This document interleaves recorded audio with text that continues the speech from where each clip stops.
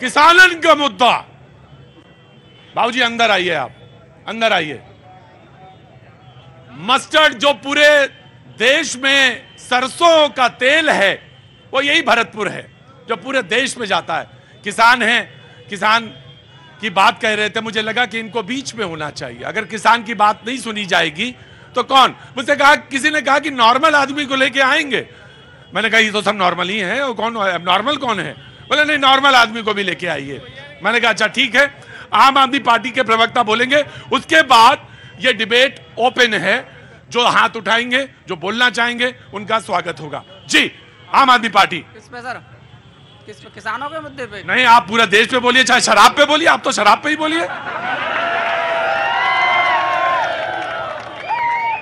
चुनाव के समय में कोई पूछे किस पर बोले, अरे भाई आप शराब पर बोलिए, शराबबंदी पे बोलिए। आम आदमी पार्टी के प्रवक्ता बोले किस पर बोले? अरे शराबबंदी पे बोलिए, आप फटाफट बोलिए शराबबंदी पे, और वो मेरा भी मुद्दा है, बोलिए। दिल्ली सरकार ने एक शराब नीति बनाई, वो उससे 3400 करोड़ रुपए का फायदा हुआ था दिल्ली सरकार को। हाँ। कोई अगर शराब नीति बनाता है तो वो अगर फायदा होता है उससे, तो उससे क्या बुराई है? एक बात बताइए, कहाँ से हमारी आम आदमी पार्टी कहाँ गलत है? उसने शराब का मुद्दा बनाया, उसके बाद में 3400 करोड़ राजस्व, आप भी पता है, आपको राजस्व मिलाता है। हर आदमी प्रॉफिट के लिए ही बनाता है, पर मनी लॉन्ड्रिंग हुई कहाँ? कानून तक मना कर रहा, मनी लॉन्ड्रिंग नहीं हुई है, तो फिर भी उसके बाद में लोग उन पे आरोप लगा रहे हैं, जबरदस्ती बंद कर रहे हैं। जबरदस्ती पे जो कह रहे हैं कि ठेकेदारों को फायदा हुआ, अरे भाई ठेकेदारों को ही तो फायदा हुआ है, मनीष सिसोदिया जी कहाँ फायदा? मैंने तो गोयल साहब ये कहा था, जितेंद्र जी, कि अपने मुद्दे पे बोलिए। मैंने तो आपको ऐसे बता दिया था, आपने उसी पे बोल दिया। कोई बात नहीं, अच्छी बात नहीं। मैं टीचर हूं जो मैं आपसे पूछूंगा, जो मैंने आप बोलिए, मैं कोई टीचर नहीं। जी हाँ जी, किसानों के बारे में जी, बैठे ही रहते हैं या खड़े भी होते हैं। अब मुझे लगा कि कोई भरतपुर में मिल रहा है। कितने किलो? 109। तो पहलवानी का शौक है क्या? पहले करी भाई साहब, तो ना कर रहे। पहले करी है? अच्छा, तो पहलवानों का भी एक गांव तो ऐसा भी है भरतपुर में जहां सारे हिंद केसरी तक रहे हैं, और पहलवानों की ये जगह भी रही है। तो मुझे आपको देख के, भाई रुको, मुझे देख के याद आ गया, तो मैंने कहा बहुत बहुत स्वागत है। क्या नाम है आपका? गौरव सिंह। गौरव जी, क्या काम करते हैं? भाई साहब मैं सरपंच हूँ ग्राम पंचायत लुधावई से। बहुत बहुत स्वागत है। आप पार्टी किसान मोर्चा का जिले का अध्यक्ष हूँ। जिले का अध्यक्ष हैं? अरे बाप रे बाप, तो बड़ी पोस्ट पे हैं आप। मेरी नजर ही नहीं गई। बहुत अच्छी बात है, बोलिए साहब, क्या बोलना है?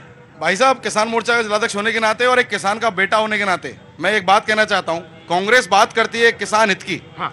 आज आलम गांव में ये है कि 2 से 3 घंटे 4 घंटे बिजली मिल रही है पानी देने के लिए किसान के लिए, और वो बिजली दी जाती है रात को 12 बजे, 1 बजे और 2 बजे। बात करते हैं किसान हित की। डीएपी यूरिया टाइम पे मिलता नहीं है, किसान त्राहिमाम करता है। किसान के साथ झूठ बोला, किसान के साथ धोखा किया गया इसके केंद्र सरकार के द्वारा। इनके नेता आए, 10 तक गिनती नहीं, 1 2 3 4 5 6 7 8 9 10 कर्जा ऐसे माफ हो जाएगा, वो खुद ही गायब हो गए। कर्जा तो आज तक माफ नहीं हुआ। कर्जा आज तक माफ नहीं हुआ किसान के नेता। जी बाबूजी नमस्ते, क्या नाम साहब आपका? मेरा साहब नरेश लवानिया। नरेश लवानिया।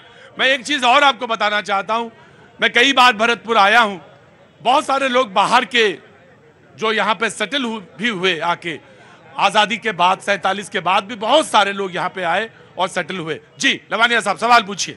जी सर, मैं तो भरतपुर के बारे में बात करना चाहता हूँ। भरतपुर पे ही बोलो आप, सुनो। हाँ। इधर उधर की तू बात ना कर, तो बिल्कुल भरतपुर पे पूछना, एकदम भरतपुर पे सटीक। भरतपुर में देखो सर, आप आरबीएम हॉस्पिटल को देखो, आप ये सोच लो कि 5 स्टार होटल की तरह डॉक्टर सुभाष बनवा दिया। 5 स्टार होटल है? जी सर। और तुम किसान की बात कर, तो यहाँ के यशस्वी मुख्यमंत्री ने 50% तेल मिल लगाने के लिए अपनी योगदान दिया है, तेल मिलों के लिए। चिरंजीवी स्वास्थ्य योजना की बात कीजिए आप, और अशोक गहलोत गोबर की बात कर लीजिए। यहाँ का पशु अंदर आइए, अरे अंदर आइए, आप अंदर आइए। अरे लवानिया साहब, लवानिया साहब अंदर, यहाँ, अरे अंदर आओ। अब ये ना सोचना कि यहाँ पहलवानी होने वाली है, मैं देख के ही पहलवानों को उतारता हूं। तो ये कह रहे हैं कि यहाँ का अस्पताल तो 5 स्टार होटल की तरह है, आप देख ही नहीं पाते, तो आपकी कमी है। भाई साहब अभी आप साथ चलना और भाई साहब साथ लेके चलेंगे। अगर ये 5 मिनट उस 5 स्टार होटल के बाथरूम में रुक जाते हैं तो आप भी आइए, मैं भी आइए। मैं तो सुनो, ये कह रहे ना 5 मिनट, मैं यहाँ के जो प्रत्याशी है ना तीनों को बिल्कुल सामने कर लो, विकास की पूरी चर्चा कर लो। जो तीनों को तीनों प्रत्याशी खड़े हैं, विकास की पूरी गंगाबारी डॉक्टर सवाल कर। अरे रुको गोयल साहब, अभी देखो यहाँ पे गंगा बहेगी, सारे लोग डुबकी लगा लेना एक एक करके, एक एक आगे बाबूजी आगे।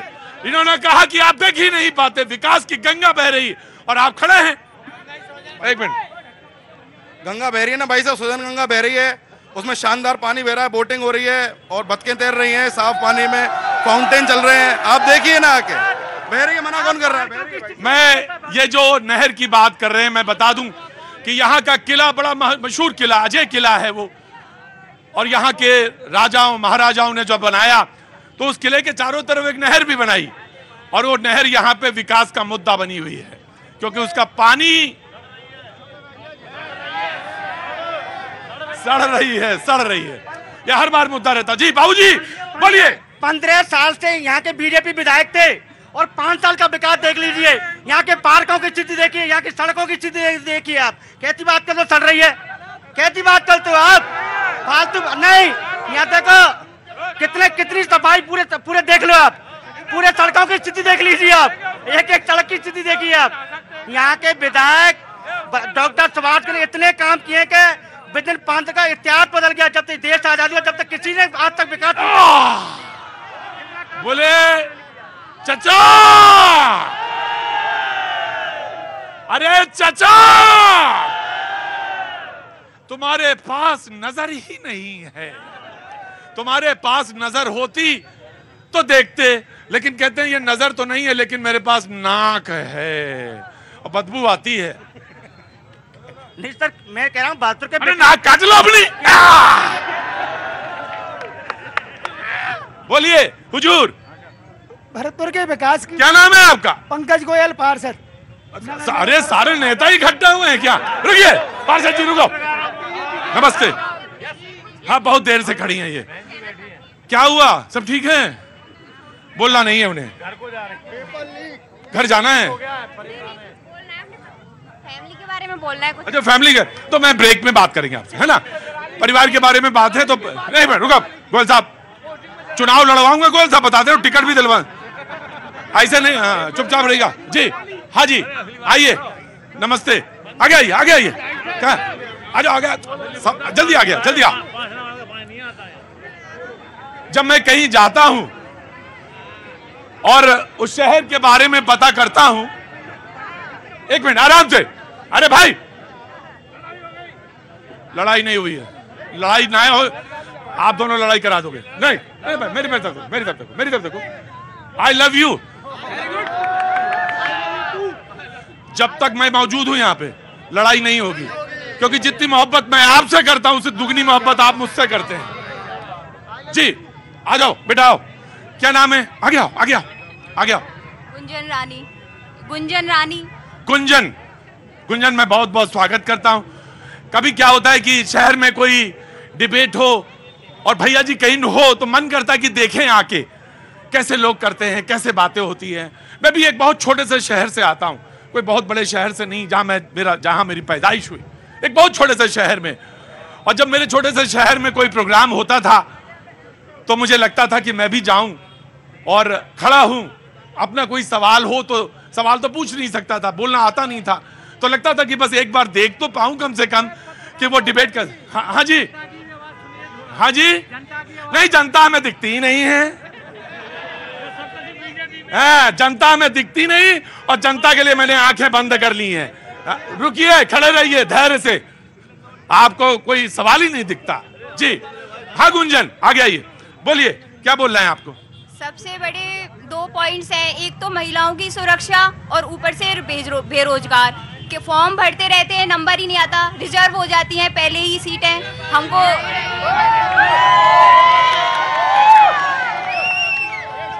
गुंजन अगर मैं कहूं आपसे कि मैं आपको यहां पे आगे बुलाना चाहता हूं तो नहीं आना चाहेंगी, मुझे मालूम है, नहीं नहीं आएंगी।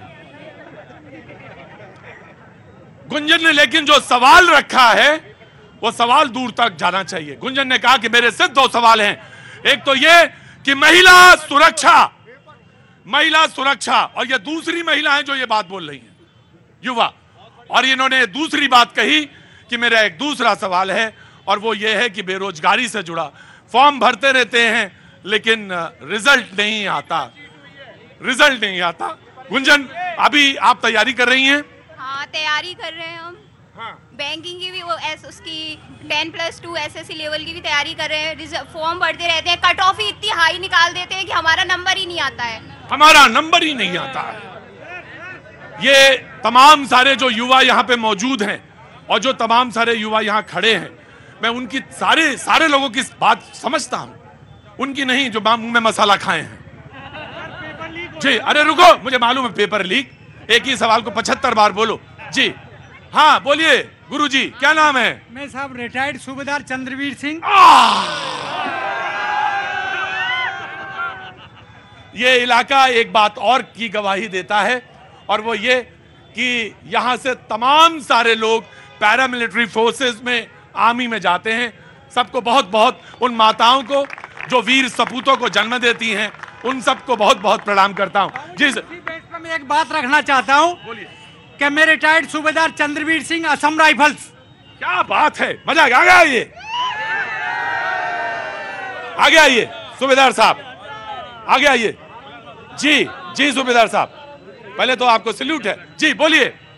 2014 में केंद्र में बीजेपी की सरकार बनी, उस टाइम भी गृह मंत्री राजनाथ सिंह थे।